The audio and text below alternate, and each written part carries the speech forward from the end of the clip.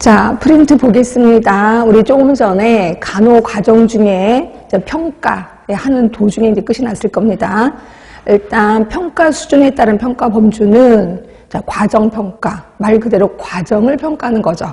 그리고 그 가로 9번, 가로 10번 요 두 개는 좀 구분하셔야 되는데, 가로 9번은 프로그램을 투입한 결과 바로 대상자의 지식 태도가 바뀌었느냐 이걸 보는 거죠. 그래서 결국 어떤 프로그램을 돌리고 나서 바로 평가를 한 거예요. 이걸 우리는 영향평가라고 표현합니다. 영향평가.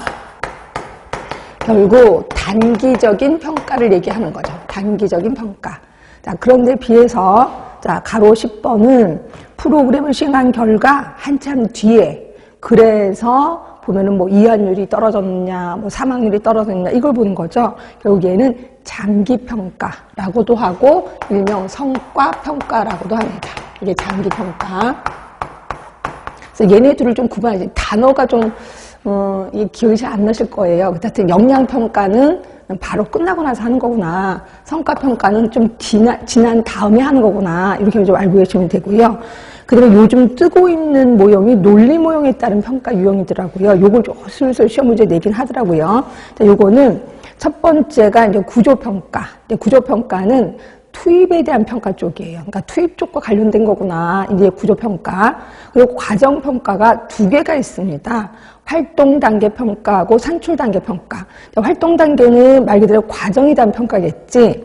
그 다음에 산출 단계는 어떤 프로그램을 돌리고 나서의 산출물에 대해서 보는 거예요. 그래서 보시면 사업활동으로 직접적인 산출물. 예를 들어서 제가 건강교실 열었어. 건강교실을 일주일에 몇 번 했다. 또는 한 달에 몇 번 했다. 이런 것들이 모두 산출 단계 평가라고 표현할 수 있어요. 그리고 나서 결과평가. 결국 논리 모형은 크게는 3개야. 근데 작게는 4단계로 나눌 수도 있구나. 기억하시면 될 것 같고요. 자, 요거에 대한 답을 거기 문제 좀 해봤습니다. 이것도 한번 풀어보세요.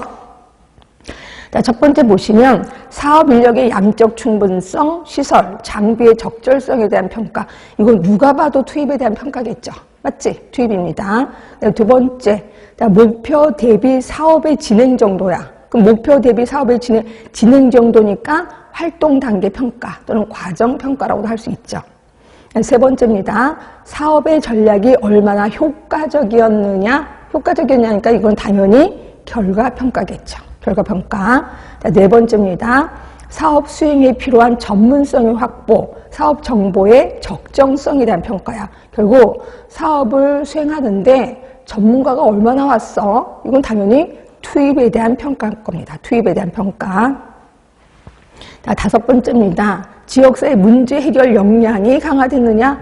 지역사회 주민들의 문제 해결 역량이 강화됐냐는 이건 당연히 결과평가겠죠. 이게 감이 좀 잡히셔야 됩니다. 그 다음에 여섯 번째, 사업 이용자의 특성에 대한 평가.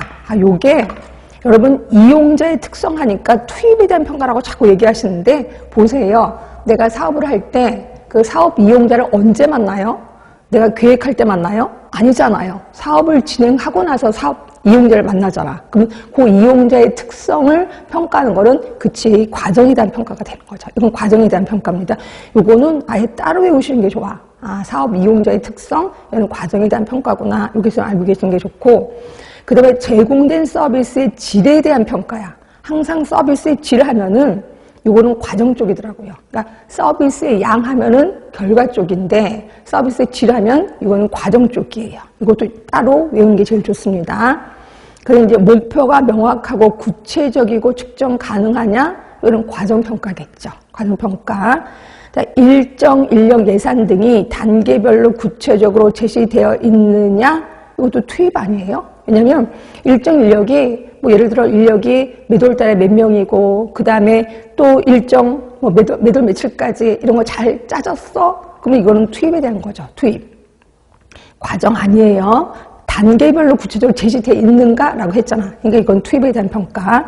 그러면 대상자의 만족도, 사업 담당자의 만족도. 제가 그랬죠. 만족도 하면 이게 조금 헷갈린다. 그래서 결과평가일 수도 있고 과정평가일 수도 있어. 왜냐면 내가 보수교육을 이렇게 일주일에 몇 번씩 하는데 오늘 교육이 끝났어. 오늘 만족도를 물어볼 수도 있잖아요. 그래서 이거는 과정평가이기도 하고 그 다음에 결과평가일 수도 있다. 자, 그런데 비해서 11번은 이환율, 유병률, 사망률이니까 이거는 당연히 결과평가가 되겠구나. 감이 잡히실 겁니다.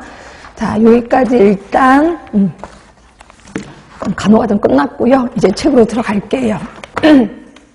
책은 그 전에 요거 질문이 들어와서 제가 대답을 좀 해드릴게요.